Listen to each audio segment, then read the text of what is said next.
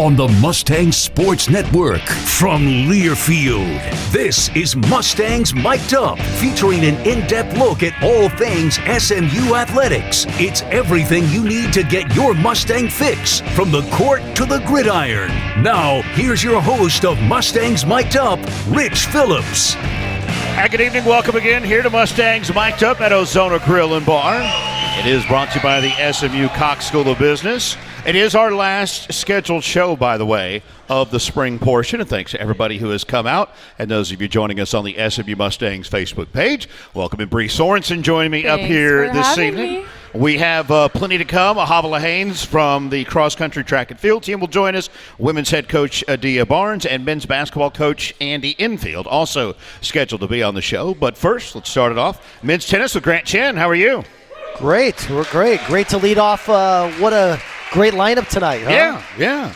And, man, you're coming off a big weekend with the ITA National Team Indoor Championships at the Steislinger All-Tech Tennis Complex. And we were just chatting up here, and you said you're going to take the blame for having it here. You're the one that got it here. Well, it's been a great month for tennis, that's for sure. Season opened about 6 weeks ago. Crazy to think that it's already been a month and a half. And then the last couple of weeks, we had the ATP Dallas Open event at the Star, which was about 12 days ago. And then it bled right into the ITA National Indoor Championship, which we hosted and had a couple great results. So really fun and excited, and it's been busy. Yeah. Yes. Speaking of, you beat Arizona State. Yeah, Congratulations. That was fun. That class, yeah, a round of applause for that. For the first ITA National Indoor Championship match win since the year 2000. So can you tell me how special that moment was and why this group is so deserving of that win? Well, first off, so we led off Friday night in the first round against the number one team in the country, Ohio State. We went absolutely toe-for-toe with them. We had chances in doubles. We had chances in singles. It really came down to the wire. So lost a really, really tough heartbreaker there. And to see the guys respond 12 hours later with another top 20 win. So I think that was really exciting to see. But it was just one of those matches you felt like the guys were on a mission. And I wasn't quite sure exactly how they were going to respond after kind of this emotional roller coaster against Ohio State. And they just kind of stepped up, and doubles was an absolute blink of an eye. I mean, we finished the doubles in about 22 minutes, which for doubles is fast, and we won it. It was pretty much total domination. And then it really kind of continued in singles. And when things started to really come to the 1 yard line and we got over the hump, I mean, it was really exciting for the guys to have that moment together and to be able to celebrate in the locker room. How prestigious is it to get to host this event, and is this the kind of thing you want to keep going forward? Well, I think with great privileges comes great responsibility. And I think when we have this incredible facility in the Steislinger All-Tech Tennis Complex on the most gorgeous campus that there is, I mean, it really is a power that we need to be able to share and open our doors. So behind the NCAAs, it is the largest event of the season and the most exciting event of the season. So it really is something that we wanted to do, to be able to have the best teams in the country under one roof, in our roof, and then to be able to go toe for toe and compete with them day in, day out for 4 straight days, and to show that, SMU as a team, where we are on the national level, it's a perfect timing. So now after the tournament, we'll get ready for ACC play. But this is something that with our facility, which is the best in the country, we want to be able to do it. And the fans showed up. I mean, we probably had close to 1,000 fans each day come in and walk through the doors. And ticket sales, I don't have the final numbers yet, but my hunch is the ticket department's pretty happy with how sales have gone. And we'll look forward to hosting other great championships down the road. All right, Coach, it's time for one of my favorite segments, the Mustang Minute. All the fun questions here. If you guys were to look at Grant Chen's Instagram, this man right here, he's traveled the world, you guys. How do I exit stage left quietly? You have traveled so many places. What's been one of your all-time favorite places you've ever traveled to? I think Switzerland's pretty beautiful. I've enjoyed that. I enjoyed Japan. Yeah. I love Paris. I think it's just absolutely a remarkable city. But I think each one has a different story and why I go. Is it work-related? Is it tennis-related? Is it not? I think those are going to be very fun. One thing on my bucket list that I really haven't done yet, and I hope to do it in 2028, is the Olympics. So, I've been around, but I haven't been at an Olympic game. But maybe in a couple years we can be a part of that in some way. But I think Italy is gorgeous. I mean, I really enjoy parts of that. I went to Mexico City last summer, and my wife and I had just an amazing time eating our way through town.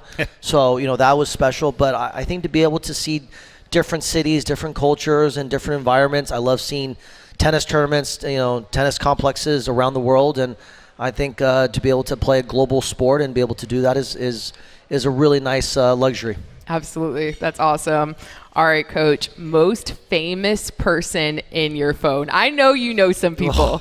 I know you know some people. What's the most famous person in your phone? We're going to have to scroll through the Rolodex a little bit, but besides you.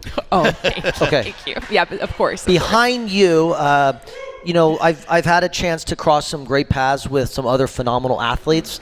Lindsey Vohn's a dear friend. She loves the sport of tennis. Been in touch with her. Hopefully she's recovering okay. The tennis greats like a Roger Federer, some of the golf legends. I mean, it's been a lot of fun to try to see the blend of where we are and that aspect. But no, I think, again, hopefully, the tennis world, I do think brings a lot of different communities together. And I think over the course of the time, I mean, you've been able to cross paths, but I think those are a couple maybe with the most followers. So we'll see. How in the world did you meet Lindsey Vonn? Like, where did she loves tennis. She loves tennis, and so we've been able. Have you all played? We have, and wow. She's pretty good. So she's kind of athletic, huh? A little bit. You would think so, but also it's been great to be able to share some stories with her, and while it might be different crafts, to be able to see and hear what she goes through from a training standpoint, from just every single day, for whether it's recovery, this, that, training. I mean, it's really exciting. And I think one reason why she loves tennis so much is it's kind of like cross-sport training. So something outside the gym, something not what she usually does. And I think that's what makes it special for her. But, and she's very frequent at a lot of tennis events. And so she follows it. She'll be at the U.S. Open, Wimbledon, all these other great events. And so, we pass each other in the hallways, and we'll get together when we're in the same city, which, it's always one of those, where are you today? Well, today I'm in Miami, but tomorrow I'm here. Yeah. And to coordinate calendars. Well, Coach, it's hard to have a Mustang Minute with you because you have so many cool stories that I feel like we could go this entire episode, but thank you so much. Absolutely. Well, last week was huge in the Metroplex for tennis because we also had that the Dallas Open going on as well, and you had 4 guys competing in that as well. Yeah, no, I mean, look, it's been great. The tournament started right here at SMU back in 2022. The idea of bringing this international tennis event to campus was another one of those ideas I throw out there saying, hey, look, I know it's crazy, but just bear with me and hear me out. And somehow it kind of gets off the ground. But to be able to see that event grow, our team's gotten better, the level, Trevor, our number 1 player, he got to play. So did our other senior captain, Jerry Barton, but also a couple of our new guys, Alex and also Krish. So to see them be able to participate at the highest level, compete with the world's best on a grand stage that holds, 9,000 people, is really exciting. Yeah, Coach, we have to talk a little bit more about Trevor Spida. I mean, number 1 singles player in the nation right now. Yeah. That's right. Undefeated in singles play this season with an 8-0 record. He's not lost a set in all his singles matches, which includes 4 wins against ranked opponents. I mean, that's insane. 2 times ACC Player of the Week. What is it about his play that makes him so elite compared to everyone else? Well, I think over the course of the last couple years at SMU, he's really kind of found his form and his footing and growth and maturity and development. And, you kind of name everything under the spectrum. His game has always been there. There's no doubt about it. I mean, we recruited him to SMU for a very specific reason. He was the number 1 prospect in the country.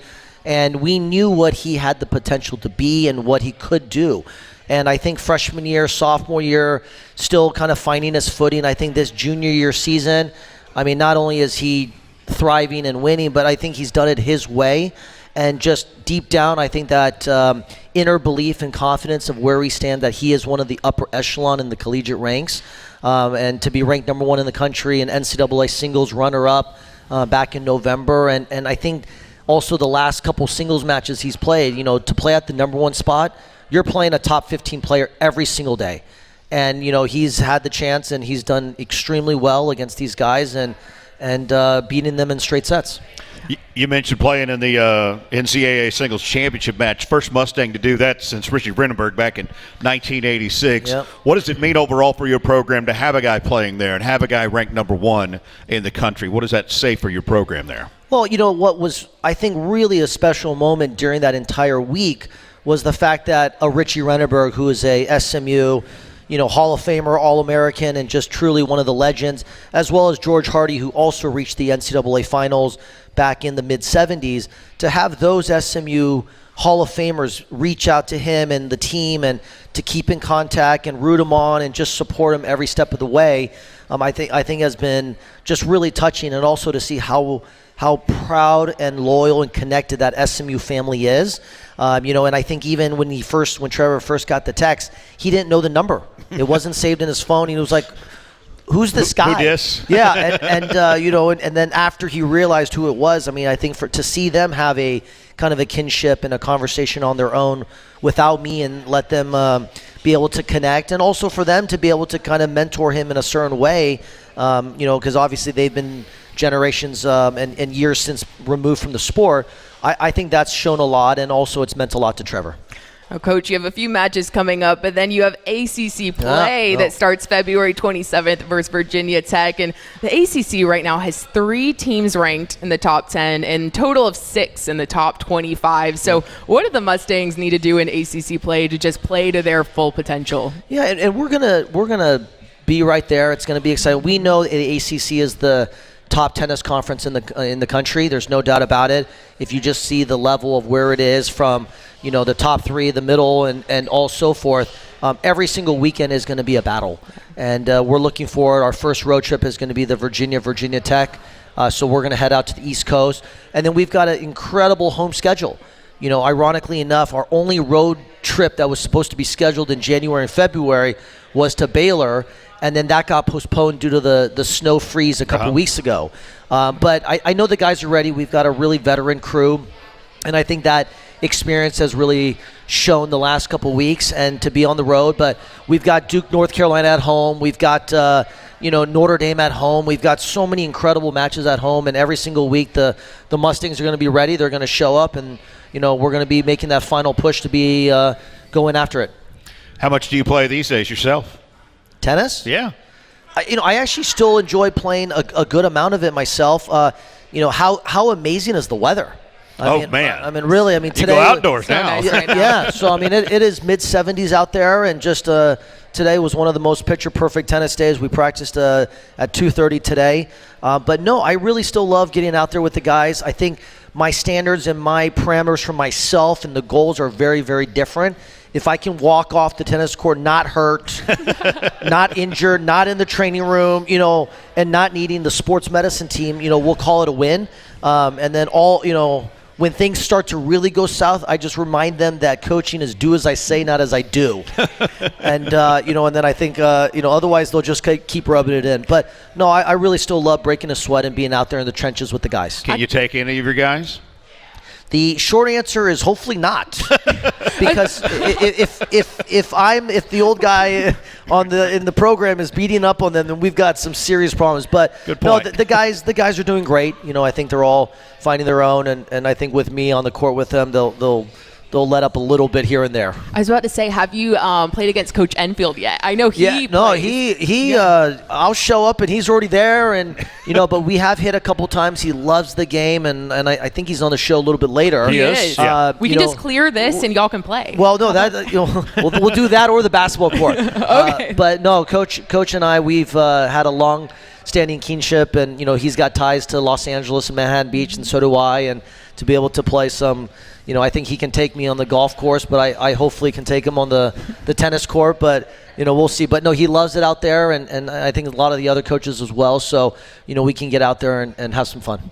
He shoots free throws really well, so don't let him school you there. Yeah, no, I know my boundaries, and I'm not walking into that lion's den. Awesome. Well, Grant, it's great to have you on the show again. Let's hear it for Grant Chen, SMU men's tennis coach, joining us here tonight. Thank you. Thank you, guys. This is Mustangs Mic'd Up, brought to you in part by Rebel XP. The football season may be over, but it's never too early to start planning for your future SMU game days with Rebel XP. XP. Revel XP delivers hassle-free, full-service tailgating just steps from Gerald J. Ford Stadium. They handle everything from setup to cleanup, so when kickoff comes, all you have to do is show up and bring your Mustang pride. Whether you're hosting clients, reconnecting with alumni, or gathering friends and family, Revel XP makes game day easy, elevated, and stress-free. Start planning ahead and be the first to know when the 2026 tailgate packages become available at revelxp.com/SMU. We will talk women's track and field with the Havahla Haynes up next here on Mustangs Mic'd Up.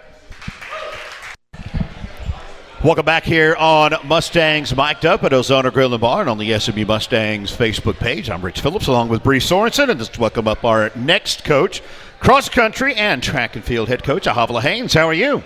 I'm great. Happy to be here. Love a good conversation. Glad to have you here. We spoke back in the fall, too. Of course, year 7 for you, and big weekend last week. 2 separate events. Yeah. Great events for your girls. Great results at both events. Yeah. Huge weekend for us. Tons of PBs, a lot of top 10s. We had some school records go down. We were crushing in Albuquerque and Boston. Yeah, one of them I want to talk about in Boston. The mile brought Macy Hilton a new personal best time and lowered her own school record, right? And she ran it in 4:36. That is just mind-blowing to me that that's even possible to run the mile in that time. I'm like more than doubling that. So that is so impressive. Can you just talk about her hard work and how she earned this time? Yeah. I mean, she ran as fast as you guys take time to cook oatmeal, you know? Literally. Literally. It's really quick. It happens so fast. But she has spent a lot of time on building her aerobic base. She has spent a lot of time on improving her speed and her form and her mechanics. She spent a lot of time on her recovery. I mean, that's what's really elevated her performances to get her to that place. And what's great is I don't think she's done yet. So I think she has more seconds to drop, 5, 6, 7, which would be amazing, which would be really, really high level. And then in the New Mexico event, Nia Sanders broke the school record in the 60-meter hurdles at 8.40, a personal best. And Kieran Ketchai was right behind her with the second fastest time in program history. Yeah. They're pushing each other, aren't they? Yeah, exactly. I mean, that's exactly what we want to be doing is you want teammates who can push you, pull you, do everything with you. And the fact that they did it on the same weekend, it says a lot for where we're headed and what's coming. So they've been phenomenal. I also want to talk about the 4x4 relay. They've just consistently gotten better and better, and they currently sit at number 2 in SMU history. So they're right there. They're going to get it. What I was wondering, what makes this such a great 4x4 group? Yeah, I mean, there are 5, 6 women similar to the hurdles. They've been pushing each other in practice, and they have this this great dynamic. Like, they trust each other on the handoff. They trust each other on to handle their relay split, and that's something we've been working on as a team, is just be reliable, be intentional, and make sure you execute correctly. And the execution is getting that baton around with all those nerves. So. Next week, you've got the ACC Indoor Championships coming up. Expectations on that? I know Cleo Sanders and Lotta Edwards are ranked highly in the long jump and the triple jump for you. Yeah. So we have a bunch of women ranked in the top 15. And what that means is that there's tons of potential to put down points for team performance. And so, honestly, Cleo and Lotta, while they're ranked the highest, the best thing about the ACC Championships is the fact that the women get to show up on the day, compete, and it's anybody's game. So you can win, you can be second, but that's what's awesome is they're trending in the right direction. All right, Coach, it's that time for the Mustang Minute, all the fun questions. All right, are you a sunrise or sunset jog or walk? What's your jog. favorite? I'm a sunrise. Sunrise, so your early morning. Like, well, what time are you talking about usually that you're out there? I'm typically out there before the sun rises, but I prefer to be at the sunrise. At the sunrise? Yeah. Nice. Awesome. Yeah. All right, we've talked about this before, but what's your go-to coffee or Starbucks order? Because you obviously need that after getting up before sunrise. Yeah. Okay, so I'm pretty hardcore. So it's really just like a double espresso with a little bit of sugar and some cream. Yeah. So pretty heavy. Love it. All right. If you had to race one of your athletes on the team today, what distance are you choosing? Am I trying to win? Yeah. Well, of course. What do you think right now? Okay. I'm probably going to pick, and I can pick any event and I can pick any athlete. Yeah. Okay. I am going to take Cleo. Ooh. I'm going to take Cleo over the 800. 800. Okay, 800. That's a tough one. And she's a long jumper. She's right? a long jumper, though. But that makes sense. Long jumper in the 800, though. Whew. That makes a lot. By the way, you guys, she's she was you were the school record holder back in the 3,000 meter steeplechase, correct? Yeah, so you know a thing or two, okay? Just to say. All right, Coach. I know I heard you love cooking. What's one of your favorite meals? Ooh, okay. I love a good shrimp taco with a slaw and then some nice sides. So one of my favorite meals to cook, one of my probably best performances, I guess you could say, in the kitchen. We need some of that. We'll have to, definitely experience that. Thank you so much, Coach. That's all for the Mustang Minute. So after the indoor season wraps up here soon, you transition to the outdoor season. But how much does preparation for the girls change to the outdoor season? Yeah, that's a really good question. We are actually building all indoor season to have our best performances outdoor. So not much changes other than we ramp up a little bit of volume and we implement more speed. Sometimes it's a little more mechanics work. So you'll see better performances as we hit the outdoor season because it's a long stretch and you have to build it appropriately. Yeah, with outdoor, you're obviously traveling to all different areas of the United States. So how do you guys prepare for these different climates and things like that? All weather gear. All weather. We just make sure that we have our process in place. So if we are traveling and it's going to be hot, we make sure we know what our hydration is supposed to be. And if it's going to be cold, we make sure we have all the gear we need. And sometimes you deal with what comes. The rainstorm comes and you wait a while for lightning to disappear. You just manage it as you can and you work on your mental aspects. Now, your cross-country athletes, they still run in the distance events, right, this time of year? Yeah. And Rose Maburu, I know she had a huge cross-country season for you. Yeah. First Mustang since 2018 to make it to the NCAA championships and did it as a freshman, too. Yeah. Huge accomplishment, and what's next for her? Yeah. So we have been focusing on just getting her back to healthy. She had a phenomenal cross-country season. We spent a lot of time getting to that place, and she was just tired. And so because she's a freshman, we said, let's focus on outdoors. She has a lot of goals for herself. She wants to make a Kenyan national team. She has the desire to break school records. And so, again, like I said, you build from indoor to outdoor, and we thought, let's just get back to building, becoming really, really healthy, really, really strong, and then let's go crush outdoor. And then you've got the SMU invite coming up in May. Yeah. Last year was the first time, in 27 years, I believe, we hosted on campus because of some improvements that were made at Washburn Stadium. How huge is it to get to host this each year now? Okay, so the fact that we get to bring people back, make it something that more teams can come to is going to be awesome. It just elevates our performance, it elevates the team, and honestly, it highlights our beautiful campus and our wonderful track facility. Well, we look forward to that. Good luck coming up at the ACC Indoor Championships. I appreciate you joining us again here tonight. Thanks a lot. Thank you. Love it. Havahla Haynes, the women's track and field and cross-country coach, joining us here on Mustangs Mic'd Up, brought to you here by the Cox School of Business. The SMU Cox School of Business offers top-ranked MBA programs designed for every stage of your career. Whether you're just starting out or ready to move to the C-suite, find your fit in one of our flexible part-time, in-person, or online programs. Now accepting applications for fall 26. Apply at smu.edu/Cox/Mustangs. We'll talk women's basketball with Adia Barnes up next year on Mustangs Mic'd Up. Welcome back here to Mustangs Mic'd Up at Ozona Grill and Barn on the SMU Mustangs Facebook page. Again, this is our last scheduled show of the spring season. Thanks to everybody coming out and joining us here at Ozona once again. And let's welcome in now women's basketball coach Adia Barnes. How are you? I'm great. Very good. I'm really good after Andy's win yesterday. Boy, that was outstanding. We can't wait to talk to Andy. I know. Coming up next. Hey, you guys had a nice win, 79-78 over Pitt on Sunday. One that saw your team withstand a huge charge in the second half. Don't remind me. Well, what does it say about your players, everything that has been going against them this year, and to still fight through and pull that out at the end? Well, it felt good. Obviously, it had been a while. But I think that it didn't feel as good because we gave up such a big lead. But, because I was thinking, I was like, oh, gosh, this was like us at Pitt. We were down 19 and came back and won. So I was like, okay, come on, we got to hold on to this. But I did. That was my first time starting 5 posts in a quarter. Never done that before in my life. So a lot of new first-time things this year. Love to talk about, of course, Zara King once again. Yeah. She led them with 25 points, her fifth 20-point game this season. She averages almost 17 per game in the ACC. So can you just talk about the consistency that Zara brings game in and game out? Yeah, and she's just improved so much because remember last year she didn't play a lot, got really limited minutes. So basically it's like a freshman year again. But just to watch her grow, I think her passing's gotten better. Her efficiency is really good. And it's actually gone down a little bit just because a lot of teams are focusing on her. But, I mean, she's shooting it well. She's getting better. And she's reading the game a little bit more.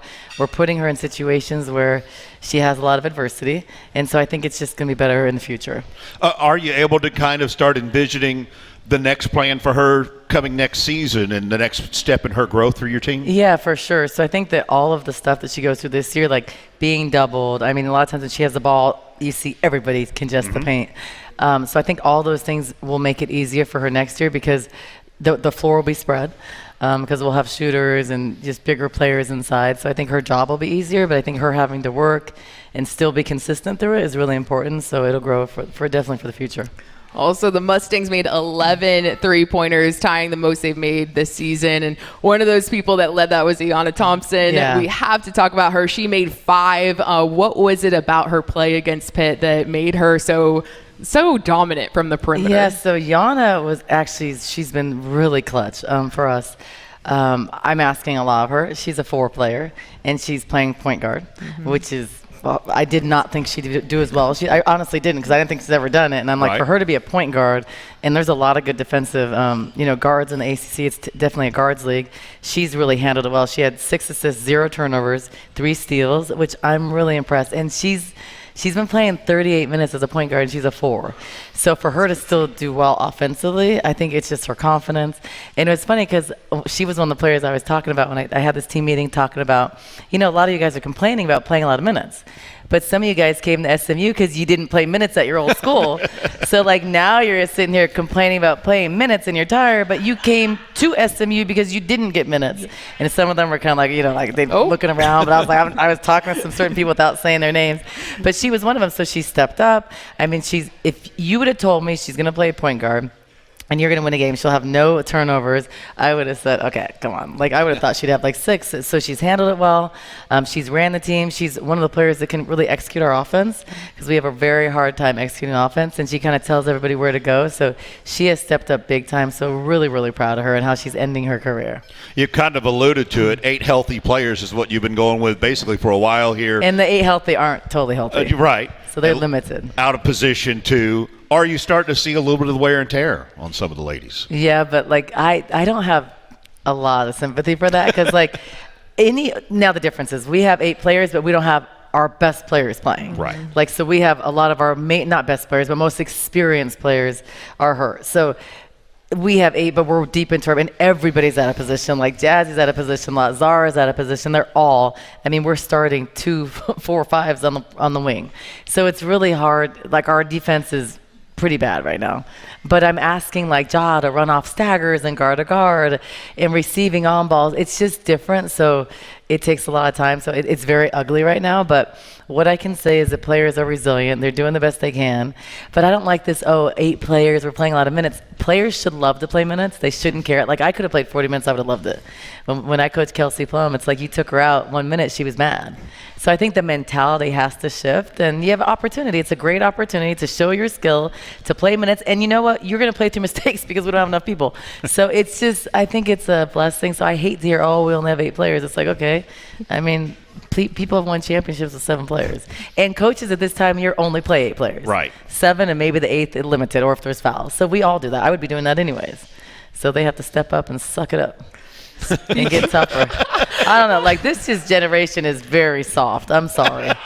They are so soft. It's disgusting. A couple times, if I wasn't old, I would really go beat him in a 17. Because sometimes I'm so mad. I'm I would go run a 17, but I probably wouldn't be able to walk the next day. But I'm going to make a 17. If you told me to go run a 17, it may be ugly. I may cheat a little bit, not touch the line, but I'm going to make it. It's just the mentality. And sometimes, so I just have a different mentality. So we got to, we're going to be a lot tougher next year. We're going to be a lot more physical. It's going to be completely different because a lot of stuff, I'm not used to players sitting out, oh, I'm sick, I can't go. Like, what do you mean you can't go? I would have played with a broken face. Like, I've played with years ago, they didn't test us for concussions. Right. I remember seeing, like, stars in a game, and I still, like, whoa. Like, now you wouldn't. Like, girls sit out, oh, my toe hurts, I can't go. Like, what the hell you mean you can't go?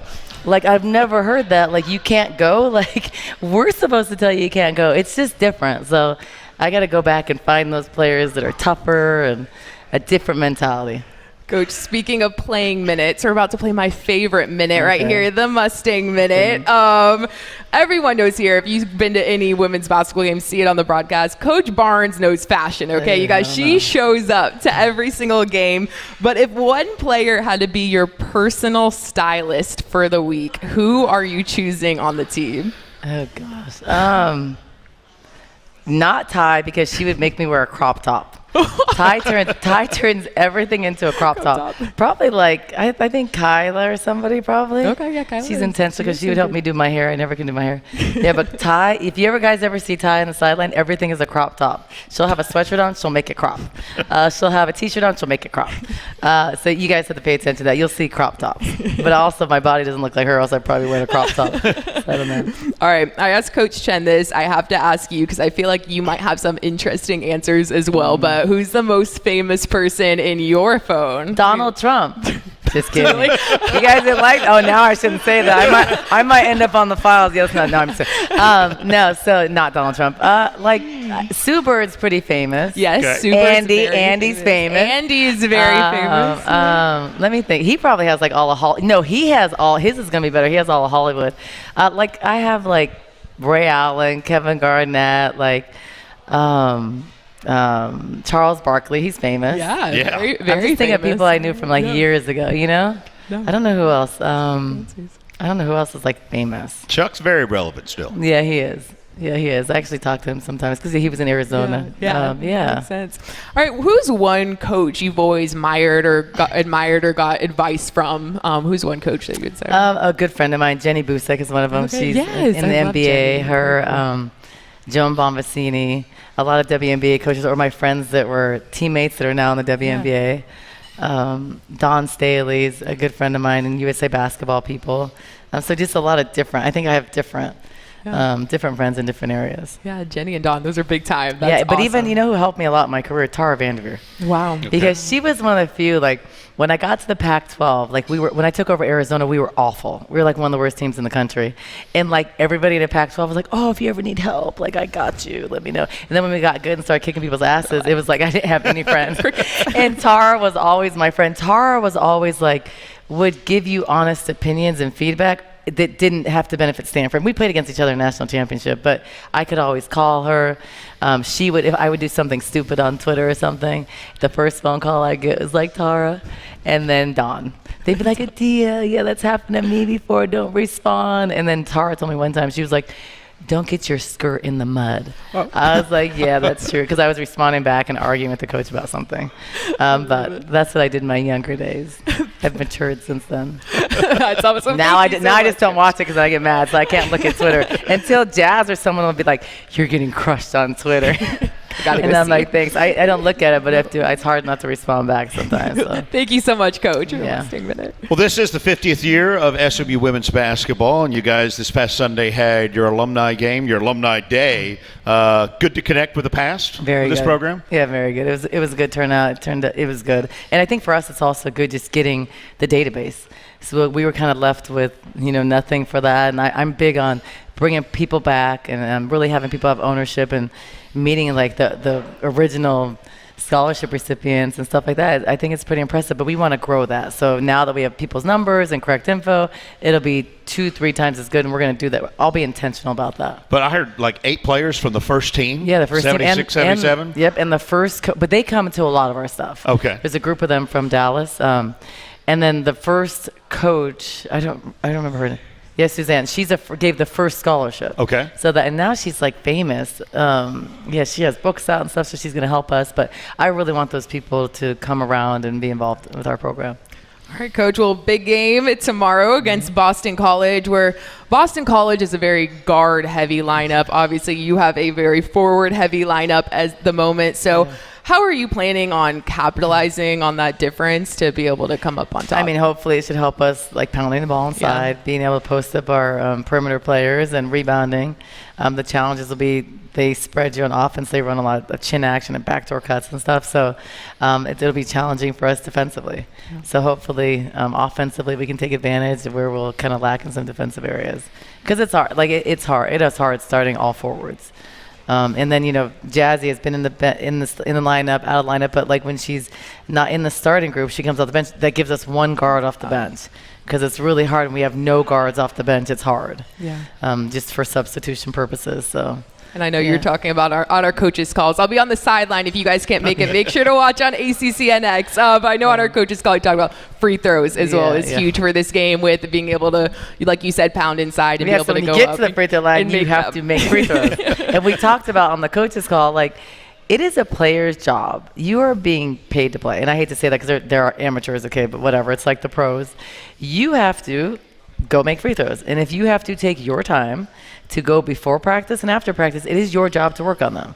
So that shouldn't have to be built in the practice. So those are fun. Just like Shaq couldn't shoot them. You make $10 million a year, you better learn how to shoot free throws. I don't know. Go to Andy. He's the shot guru. Yeah, that's our pro right there. Yeah, Andy. Actually, Andy, I'm going to recruit Andy. Yeah, get him to practice. There we go. No, but I think it's just players have to also be accountable. You need to put in the work every day and get better at that. So, yeah, I mean, there's a lot.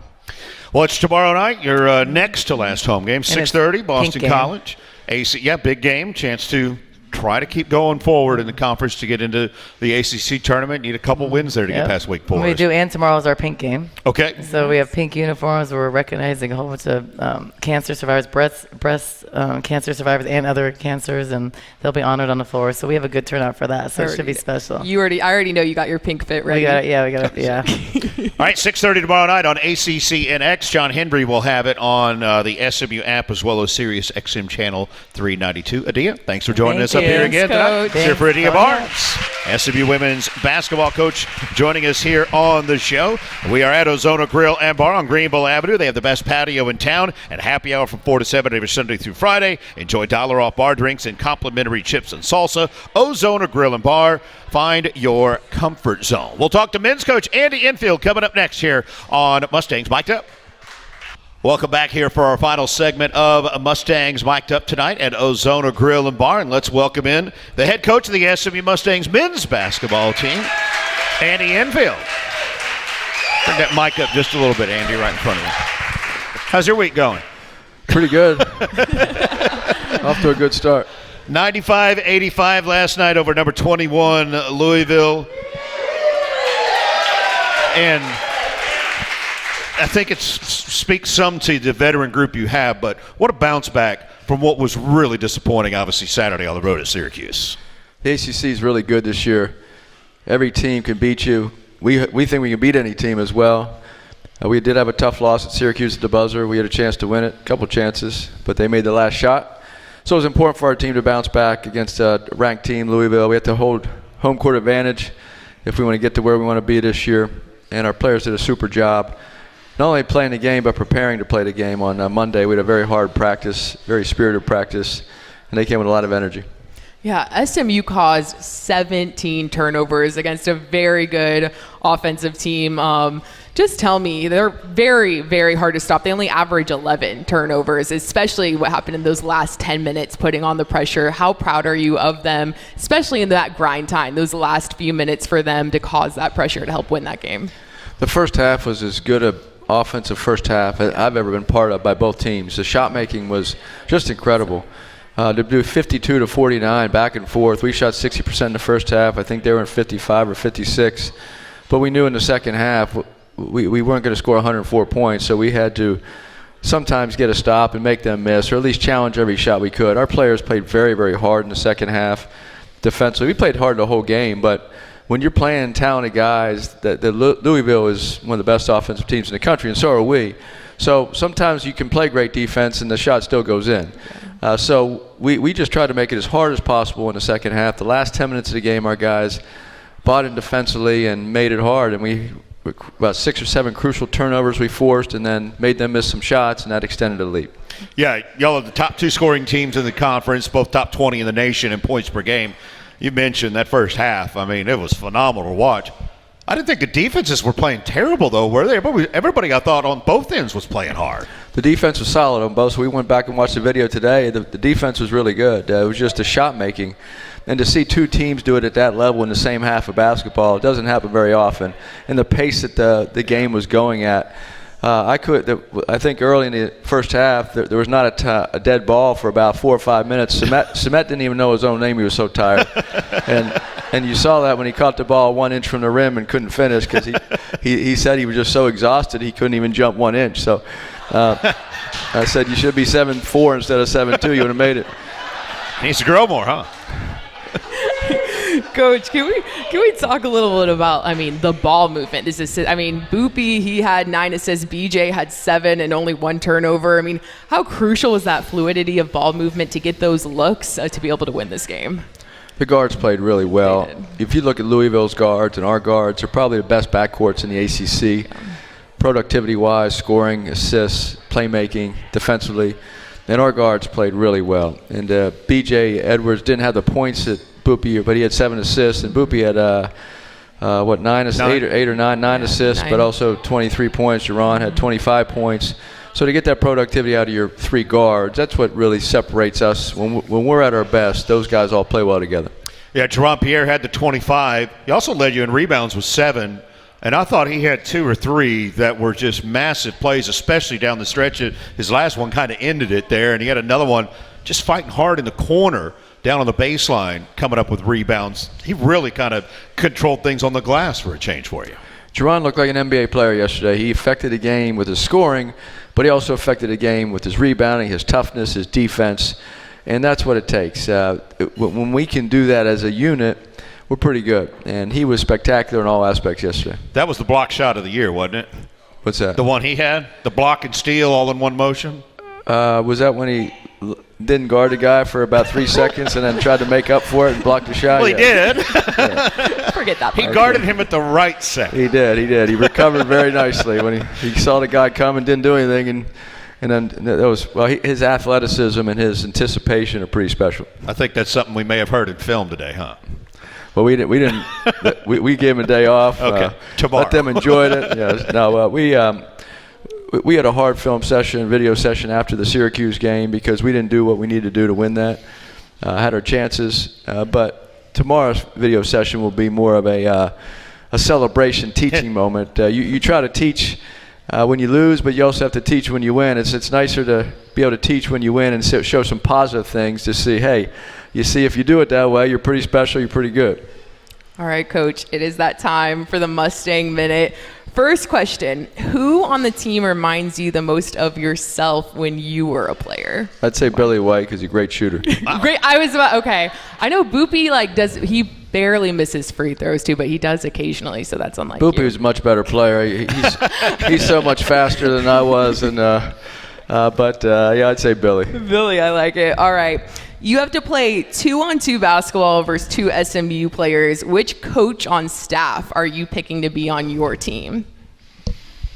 I'd say Coach Mobley because he can bang down there with the big guys. There we go. So we have a good duo. I like it. Inside, outside. I like the duo. That's a good answer. And then we just substitute Evan in for a coach when he got tired, and hopefully nobody will notice, will they? No. I like that. All right. We were talking about earlier to Coach Chen how tennis is also a great hobby of yours. You're really passionate about it. How did you first pick up tennis? How did that happen? When did you start playing? My father taught me. We didn't have a tennis team in high school. I'm from a small town in Pennsylvania. We had no golf, no tennis, no soccer. We just didn't have a lot of sports. It was for boys. It was baseball, basketball, and football, and then had wrestling and track and field. And I tried track one year. I came in last in the mile run, my first mile. I quit the mile, became a triple jumper, but I couldn't reach the sand pit on my third jump, so I made it a quadruple jump. So I quit that and became a high jumper and realized that I sucked at that too. So I just laid on the nice soft mat and got a suntan. What was the question again? Oh, how'd you get started playing? So I think how'd you get to tennis? Tennis.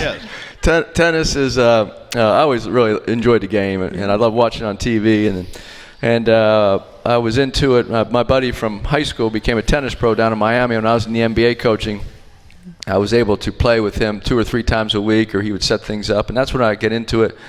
Really love the game. And then over the course, when you're coaching basketball, especially when you're traveling so much, your tennis game suffers for about 7 or 8 months, and then in the off season, the summertime, you usually pick it up. But now here in Dallas, you can play year round. Coach has the best tennis center in the United States. He sure does. Indoor, outdoor. I'm actually playing tomorrow. He just got me a court. So nice. Are y'all playing against each other? No, yeah, he's too good for me. But we'll hit. I love to hit with Coach. But his kid, his player Trevor is amazing. Yeah. I don't know if you saw that at the Dallas Open. He almost pulled the upset off that, but he's the #1 player in the United States. Just incredible ground strokes. And so I just love watching that, and I try to emulate that. And not quite as good as those guys, but it's fun.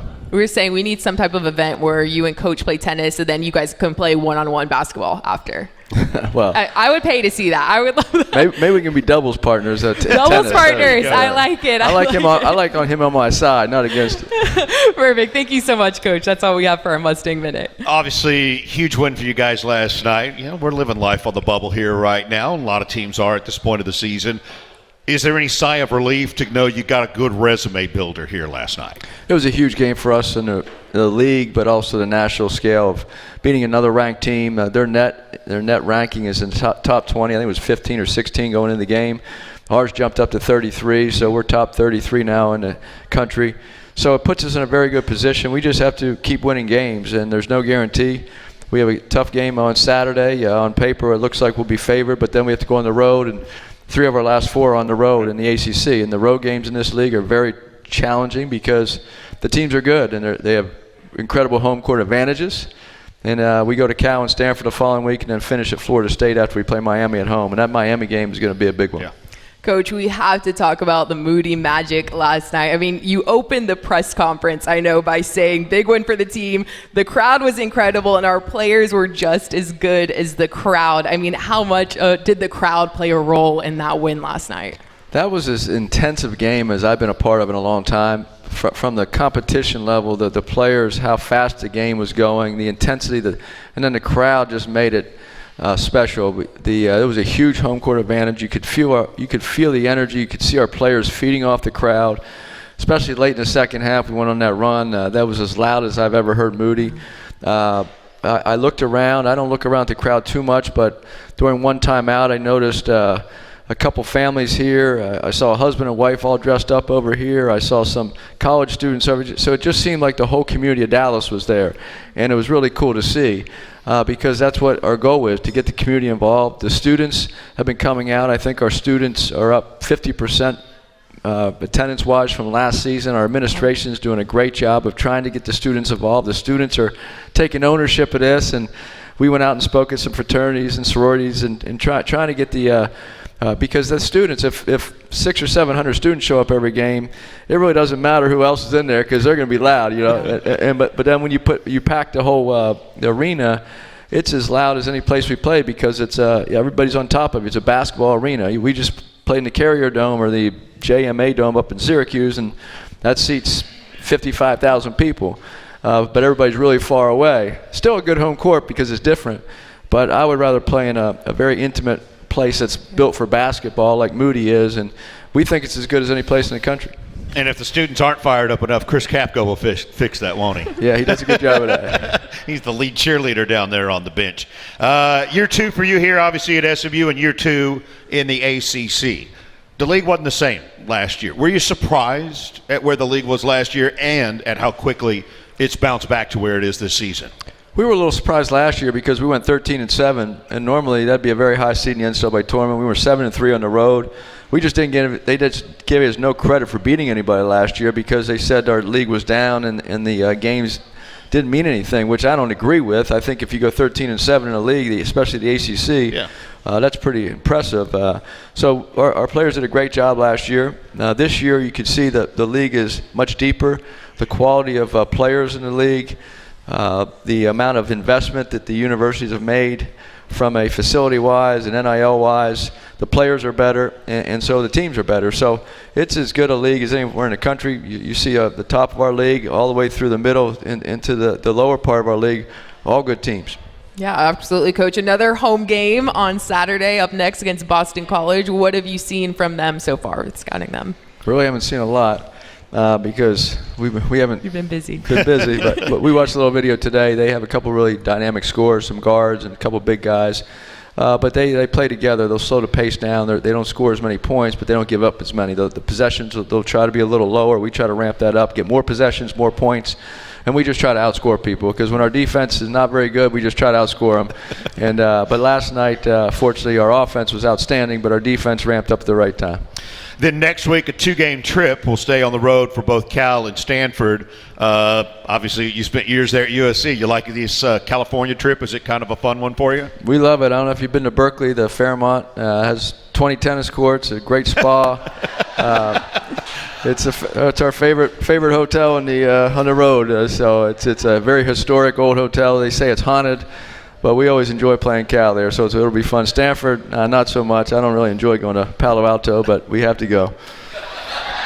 Well, we look forward to it. Again, the home game this Saturday, 3 o'clock, SMU and Boston College. It'll be on ACC Network. It'll be on the SMU app and Sirius XM Channel 193. Well, Andy was awesome last night. Looking forward to another big one on Saturday. Thank you. That is Andy Enfield joining us here on our final edition of Mustangs Mic'd Up here for the spring portion. Thanks to everybody coming out once again. Thanks to those of you who joined us here on the SMU Mustangs Facebook page as well for Bree Sorensen. I'm Rich Phillips, and thanks for joining us for Mustangs Mic'd Up. You've been listening to Mustangs Mic'd Up, presented by the SMU Cox School of Business. Your inside look at all things SMU athletics.